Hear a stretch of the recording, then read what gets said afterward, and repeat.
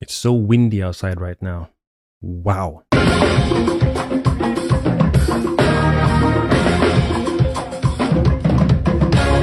Allowing people to convince us as a people that our ancestors only did wrongs and no rights. They failed, they sold us into slavery, blah, blah, blah. And ignoring all the awesome things, magnificent things, and great things that we've done and are capable of. It's a very cold and efficient tactic that wicked people have used and are still using till this day. Thankfully, those of us who have been taught by our parents, grandparents, and elders, reading books, digging out information, and continue to do so, we've broken away from that very dark spell. And I don't deny wrongdoings of a group of our ancestors. It's actually through the passing of my grandparents, I started to learn more about the other side. I was aware of it, yes, but it's funny how that experience allowed me to learn more of that side. The eventuality of transcending from this realm into the other dimension or into the other plane allowed me to learn about letting go and making peace with hearing things that a particular person did or a group of people did, because me focusing on certain things that I experienced from some of my grandparents, I didn't like that. I know how it felt to hold on to that and not even see what caused them to make certain decisions or act a particular way towards myself or my siblings. You know, it's something I want to speak on at length, because that's healing for myself and my grandparents and the ancestral bloodline. I think all the videos and all the information we get these days about healing, the way I received it, I just saw it as a me thing. I'm no longer angry, but I didn't allow myself to understand that healing is not just one, it's not a me thing only. It's an us thing. It's the family, it's my son, future children. It's occurring in the present, past, and future. That's the best way I can put it. When I figured that out, it just felt awesome. To really let go, and no matter how long it takes, the eventuality of healing, the eventuality of letting go of that only narrative and not allowing myself to see if there were negative influences on my grandparents, not making excuses, but I'm using my grandparents as an example and not insulting or trying to insult my grandparents or anything. Just adding, or shall I say, using that experience to shed light on that subject of, I'm no longer in that position of blaming a particular group of ancestors who did wrong and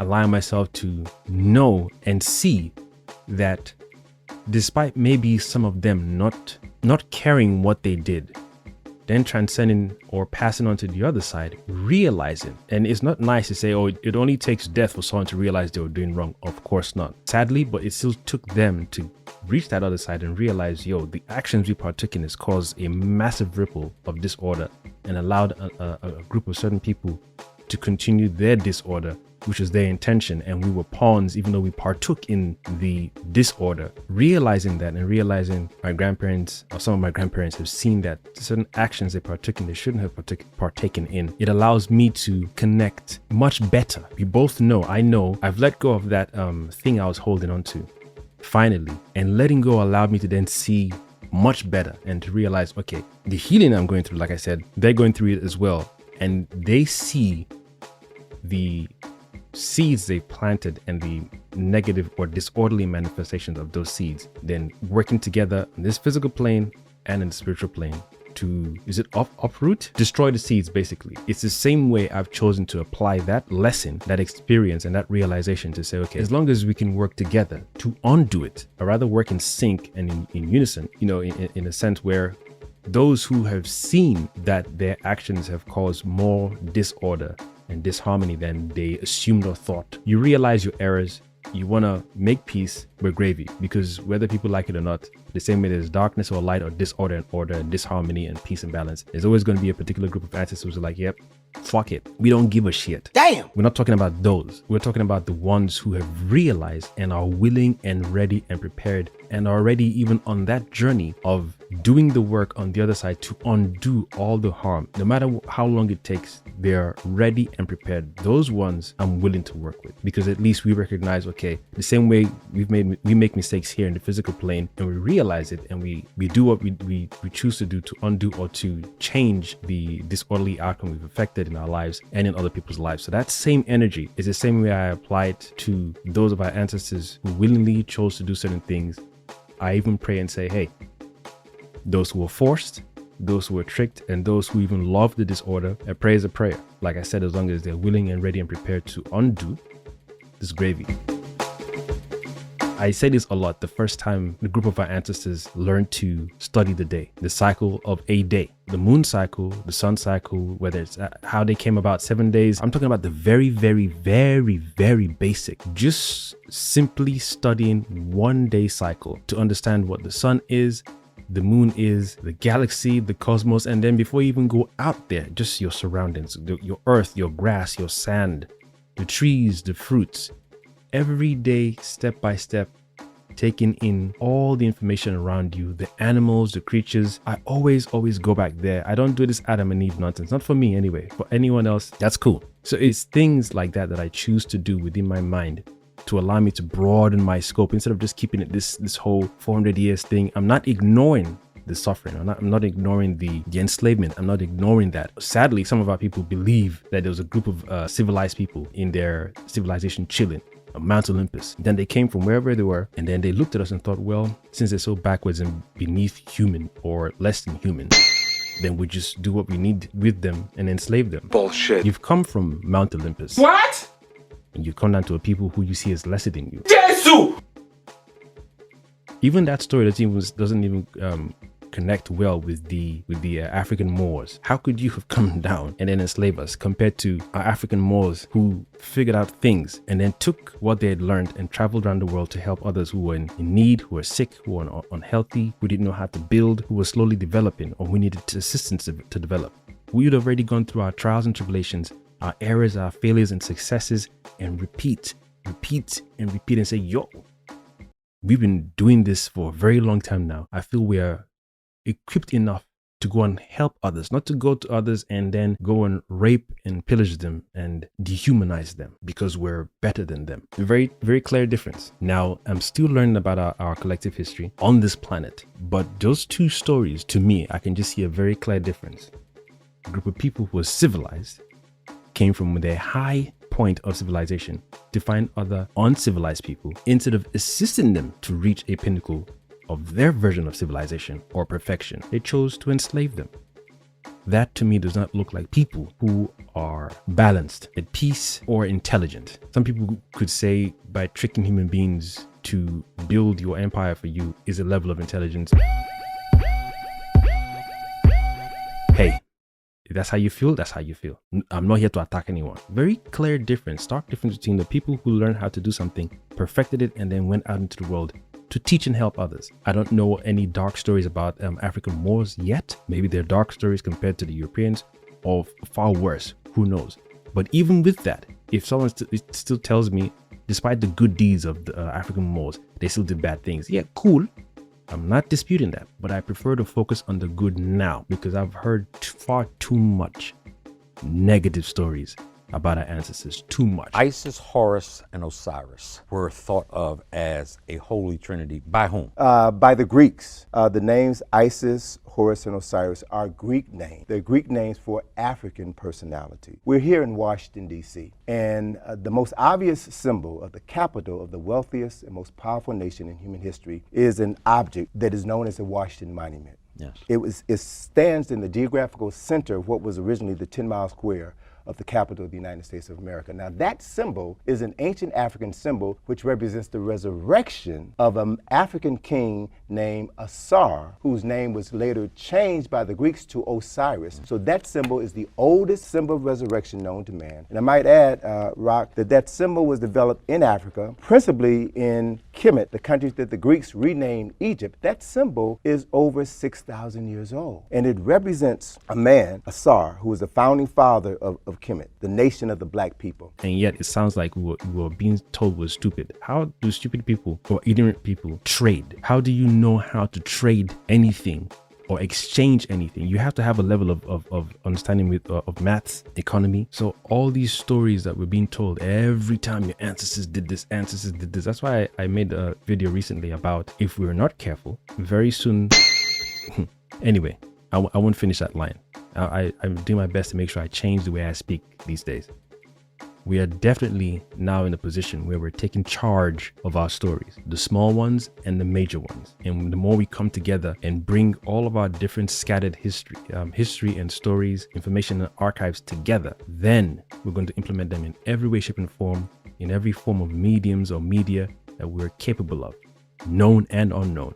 Whether it's audiobooks, whether it's miniature animations, whether it's gaming, whether it's movies, TV shows, cartoons, anything and everything. We will do it, and we will do it well. We will tell the dark side and the most awesome side of our ancestors. We will tell when we failed and succeeded, because I feel that's how we progress as a people. We learn from our failures, our mistakes, and the errors, and we learn from everything we went through and archived it well enough so that way when it came to another cycle or another century or whatever, we would look back and say, yo, the things we applied at that period, it worked. Bring it here. The things we applied that didn't work, okay, let's take that back. Put it there and just review it for another day or another century or whatever. We keep stacking up, and we archive them and don't throw them away, because we have to remind ourselves, whatever we learned here, we need to maintain. And the more we improve as a people, as a collective, the more our genes improve, our spirit, our synapses, our psyche, the more that gets filtered down into the next generation. So all the things we would have taken eons to learn, the next generation would just, picked it up quick, and then new experience. So even they too, when they come and the elders have passed away, and aside from communicating with our elders spiritually, in higher forms of communication, whether it's through dream walking or astral projection or messages and signs, all the different forms of communication, as long as we know we're communicating with our divine ancestors and ancestors, and not the disorderly ones I'm talking about before, the ones who just want to cause disorder and disharmony because they love it. Hey, I'm not even here to be discussing that one. We talk to the ones who say, hey, we need your help. We're in a dire situation. What do you guys do when you're in this predicament? Here it is, so and so, archive so and so. We pick it up, cool, Sante Sana, keep it pushing. And then as well as accessing spiritual archives, divine ancestral knowledge and assistance, we're accessing physical archives as well to push on forward and to improve ourselves as a collective. There's no way I'm listening to any more lies, twisted information, twisted stories, and especially with the intention of making our people look bad. But the first African male and female, the first melanated man and woman, it's still necessary and important to visualize. I choose to visualize myself in that scenario. And you go literally to the beginning of inception, beginning of time, when man was made or melanated beings were made on this planet first. What did day one look like?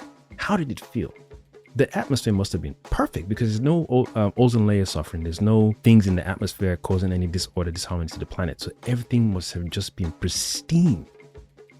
Couldn't have been too cold, couldn't have been too hot. Just literally perfect. The first time it took to create fire, oh my God.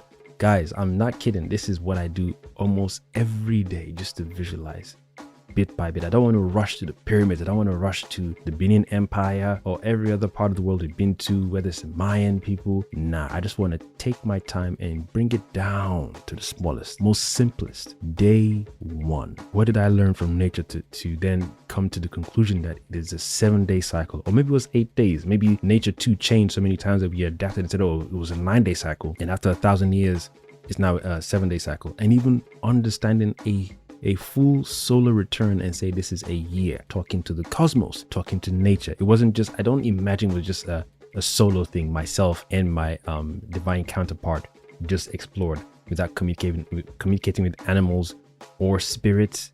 Dude. So we would have been the first ancestors. The first ancestors. The first beings to then pass away for the next generation we would have given birth to communicate with us. Then you have the problem of, okay, so there's only 2 of us here, myself and my female counterpart. We give birth to children. How do we populate the world? Then my mind says, okay, no, instead of 2 people, let's say it's 4. 2 couples, or 6 people, 3 couples. And in that way, that's how the world gets populated. They're not siblings per se. You could argue, but they're not biological siblings. It's just 3 different groups. Yeah, 3 different 3 different sets of couples created, and then we're all learning everything together. And then one is very interested in science, one is interested in building, one is interested in sculpting. Dude, the more I choose to explore, the more I actually learn about certain things that I haven't even read in books yet or checked out on Google or YouTube.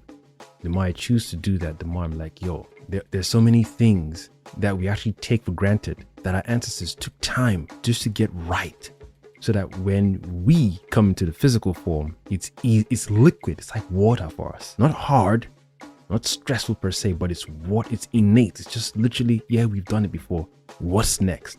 Always pioneering and taking time to chill. We don't have to always invent, create, and then explore. Just chill. Taking time to literally soak it in. Food. How long did it take us to know, hey, we're not supposed to eat that food. We're not supposed to eat that mushroom. How long? How much people passed away before we all figured out, not in season? Or did we talk to the trees? Or did the trees say, hey, my children, not yet. Don't chop me yet. There's always going to be 1 or 2 people say, we're here, but we're hungry or we're peckish. Not because we're hungry, like we're starving. You see, that's another mind there too. Always gonna have 1 or 2 people like, let me just taste it a little bit. Then you taste it, then the other people see the reaction that the thing had the person. Okay. Now we know why we shouldn't. Even though the tree told us, we've heard it. The tree tell us, tree spirit teach us, but now we've seen the outcome of what happens. So we've heard it, we've been told, but now we can see it. So we put those 2 bits of information we've learned together and say, okay, cool. Now we've heard it. Now we see what the mushroom does. Okay, now to undo what's happening to our brother right now. Wagwan. Okay, go and pick up the herb from so and so. We get the herb. Oh my God, guys, just even putting that together.